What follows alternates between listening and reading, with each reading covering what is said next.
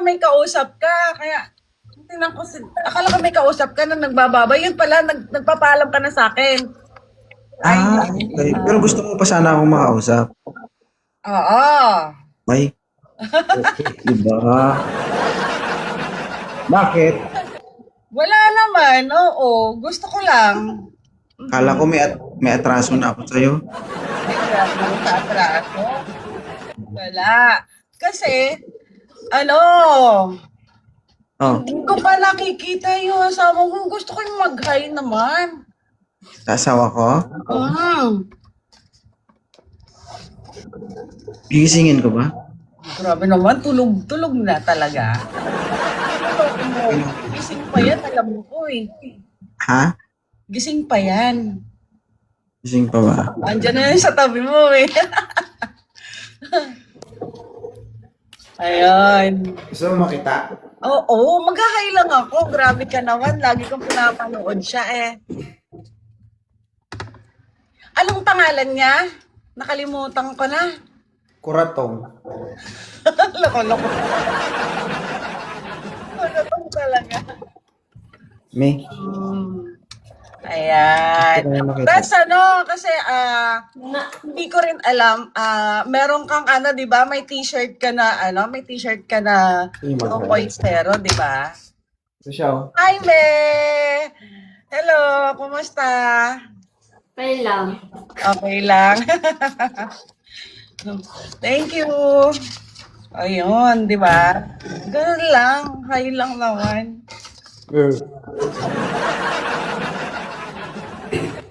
Kata mo na, oh.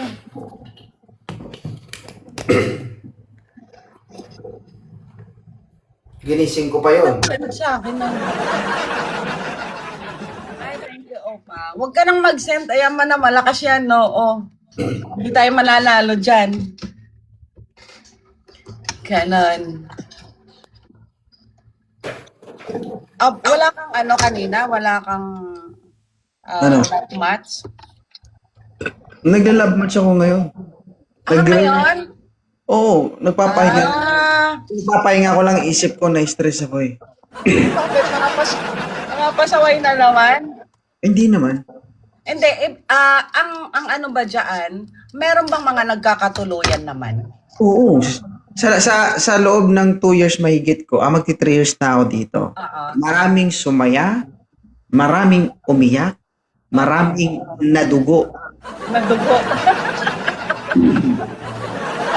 Ano yung nadugo? Nadugo ang ulo-ulo ng bao-bao. Oo. Actually, Hindi, pero, this program is not a 100% perfect. No, kung ano to eh, kumbaga, I'm only the way na makita nila yung gusto nilang makausap. Alam mo yun? Ate Marie, thank you. No one. Pero, thank you. sila kasi magdidesisyon eh kung gusto nilang, 'di ba, magtagal, ituloy kung ano man ang meron sila. Buhay nila 'yun eh.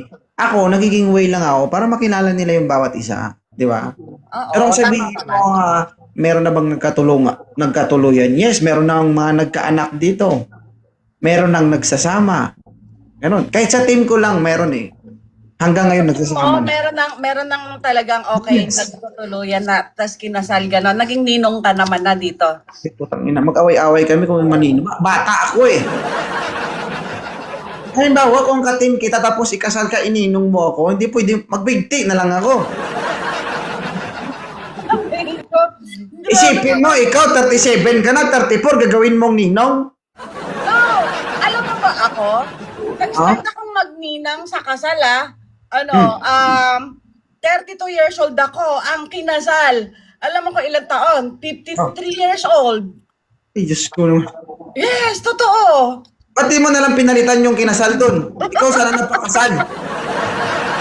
Kasi ano yun, asawa ng pinsan ko kasi, yung pinsan ko bata pa, yung lalaki yung 53 years old. Ako ninang, is nasa 32 years old lang ako noon. Noon ako nag-start na maging ninang. So yung 50 plus na yun, ang tawag mo sa kanya, inaanak. Oh, syempre. Walang problema sa sa ganon. Di ko kaya yan. Ganun talaga. Kasi pag kinuha ka kasi hindi mo pwedeng tanggihan yon. Ah, ganon? Oo. Parang, alam mo, swerte din sa buhay, sabi nila, pagka ganyan na hindi mo tinatanggihan yung mga kinukuha ka. Kasi parang tinaw mo, di ba? 53 years old siya. 32 years old lang ako, pangalawang magulang niya ako. Diba? Saan ka? Saan ka pa? Thank you guys. Thank you sa mga gift nyo. Ang mahirap kasi dyan, baka dumating sa punto na ninang niya, babanatan niya. Naka-ano naman yan, nakadepende. Kasi pagka ganon, di ba, may respect naman yun. Ninang yun, ninang yun. Bakit kailangan mong, taluhin? Oo.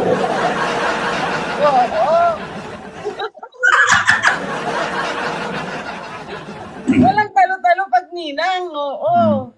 May napapanood kasi ako Sa niyan. bagay, nasa ninang naman na yun kung gusto niya. Ganon lang. Meron kasi ako napapanood sa ganyan. Okay lang daw. Ay, sa kumare, marami yung ganon. Pero sa ninang, tas matanda yung inaanak mo, talagang napakadalang nun ganon. Pangyayari. Kasi nire-respeto yan, ninang tsaka ninong, pangalawang magulang yan eh. Ay, madalang ba? Madalang yun. Pwedeng dalasan yun. Taga saan ka nga? Taga saan ka, ma'am? Ako, antiki ako eh. Promise ko. Kapis lang ako. Kaya nga magkalapit lang tayo. Oo. Eh, dito guys, ma'am, alam mo ba hindi pa ako kasal? Pwede ba kita kunin ninang? Pwede. Oo, pwede naman. Kasi hindi pwedeng tanggihan yan pag kinuha ka kasi. Oo, doon na lang. Last Doon ha. Doon na lang natin dalasan. May bahala. Pwede ba?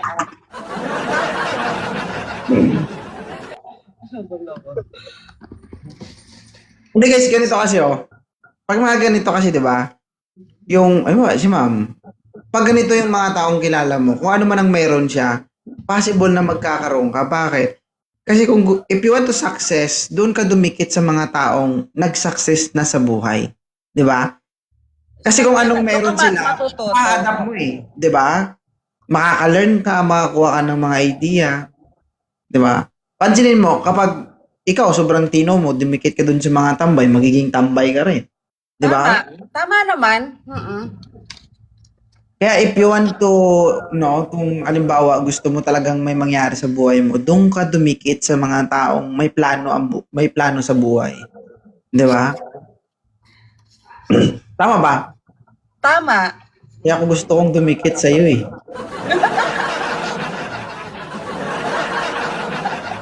Mamalapit ka talaga.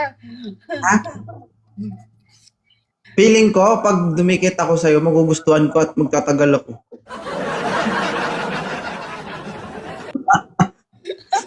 Ay! Naipasok mo pa yon? Hindi, totoo naman, di ba? Totoo naman talaga, oo. Kung saan ka mapunta, halimbawa sa mga adik, magiging adik ka din. Sa tambay, magiging tambay ka din. Kung doon sa mga, pero dapat, pag pinili mo doon sa mga matitino, magiging matino ka din. Oo. Totoo yun. Kaya gusto kong dumikit sa'yo eh. Anong klaseng dikit ba yung gusto mo?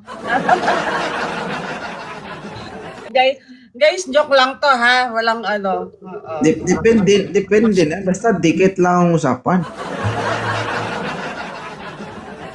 Diba? Kasi diba guys, yung kasi, minsan, yung iba, sa edad ni ma'am, wala, nagsasaya na lang to eh. Diba? Pero tignan mo, she's a 47 years old. Nakikita mo talaga sa actuation na, talaga siya guys. Baga masipag, may plano sa buhay, mga ganun. Malalaki na mga anak ko, kaya retired na ako. Kaya nga. Tamang-tama, pwedeng dumikit. Ganon. Kaya kanina sabi ko, Oo. Sabi ko, yung mga single mom na may mga anak pa na maliliit, sabi ko, wag na munang makipagrelasyon kasi imbis na kasi kadalasan sinasabi naghahanap ng katuwang sa buhay kasi syempre 'di ba mahirap magpalaki ng bata. Hindi lang naman pakakainin mo, disiplina, ganyan. Tapos ang nangyayari, imbis na katuwang, nadadagdagan lang yung sakit ng ulo kasi in example ko nga yung naging kasama ko na 3 beses siya sumugal. O, di naging 3 yung kanyang panganay, puro panganay. Sabi ko, buti sana kung sinusustentuhan man lang, as in wala talaga. O, kaya hindi maganda yung sasabihin mo gusto mong maghanap ng katuwang para hindi ka mahirapan magpalaki sa anak mo, ganon. Hindi ka naman wag mo iasa yun. Oo, tama. Ako against din ako against din ako eh. Na, yung iba kasi, yung kaya mo kaming buhayin, parang ganun. Ay, sandali lang yun. Pag nagsawa na sa'yo yun, iwanan ka din, lalo na pag nahirapan, nabigatan na ng... May mga lalaki talagang kayang panindigan ng isang single mom. Meron at meron. Kahit sa team ko, meron eh. Single mom. Then, ayun, nagsasama na sila hanggang ngayon. Hindi nga sila nag-iwalay. Sila pa rin eh. Ay, Napakadalang ng case na Oo. ganun ang nangyayari. Madalang yun, oo. Kasi ang nagiging kawawa yung mga bata eh. Sila yung nagiging biktima. Kaya, sabi ko nga ako, nung time na mga nag-aaral pa lahat ng mga anak ko, sabi ko, hindi ko naisip na mag-boyfriend kahit jowa. Nakapokus ako sa kinabukasan ng mga anak ko. ibig sabihin, umaasa ka lang sa sarili mo. Ayan na naman tayo. Alam mo, hindi kasi may mga iba-iba tao eh. Ganto yon. Ako kasi yung babae na hindi ko naiisip yon. Siguro dahil busy ako o dahil wala akong partner. Ganon. Kasi ako yung maiisip ko lang. Hindi naman ako naniniwala na buong buhay, hindi mo naiisip yun. Ano ka? Hindi pwede yun kasi binigyan ka ng isip para mag-isip tapos sabihin mo, sa loob ng 16 years, hindi ko naisip yun. Hindi ko ginawa sa buong buhay. Hindi ko maniwala dyan. Hindi talaga. Oo, babala ka, ayaw mo maniwala, pero ano naman talaga, may mga babaeng ganon. Parang iba na naman ata ang sinasabi mo sa akin ngayon. Nung nakaraan, iba din ah. Siyempre, usapan lang yun. Oo, wag paniwalaan kasi minsan lahat ng Hindi pwede. Hindi pwede. Masyado kong naniniwala eh. Diba guys? 16 years. Diba? Alam mo ba yung pagkain kapag hindi nakakain, nabubulok? Ay, hindi ako naniniwala dyan. Nabubulok. Oo. Mas nabubulok pagka laging kinakain. Hindi. Makinig sa akin. Oo. Pero naniniwala ka na yung pagkain kapag hindi kinakain, nabubulok. Pagkain yun. Oo naman. Oo. So, ibig sabihin, sa loob ng 16 years, walang nangyari dyan. Uy, hindi naman 16 years akong single, no? Ilang years? 8 years lang, di ba? Pero last year, nagkaroon ako ng karelasyon last year. 1 year lang. Oo. Oo, nagamit pala. Siyempre. Hindi pa naman, kumbaga sa mga... Isa lang ang masasabi ko sa'yo. Kailangan mo mag-enjoy. Overhaul naman. Hindi. Kailangan mo mag-enjoy, ma'am. Okay? Sa ngayon, kailangan mo na mag-enjoy. Alam mo, talagang nasa isip ko rin naman yon kasi kahit nga kaya nga 'di ba nakapag ako nung last year kasi yung mga anak ko din talaga nag-udyok sa akin. Oo. O totoo. Yung mga anak ko kasi mga malalaki na sila, may mga karelasyon sila. Ganon. Parang sila ang kasi nga syempre sa pinagdaanan ko, parang ayoko na dati. Ayoko na. Pero nung naumpisahan ko nga, Ay, sabi ko, nakaka-enjoy pala. Masarap pa rin talaga ng meron ka. Oo. Nag-uusap ng kahit hindi mo inaano, pusa na lang nag-uusap, ano? Oo. Intindi ah. Oo, mag-enjoy ka ngayon kasi malapit na yan. Alam ko. Alam Lapit na ko. Oo. Pero yan.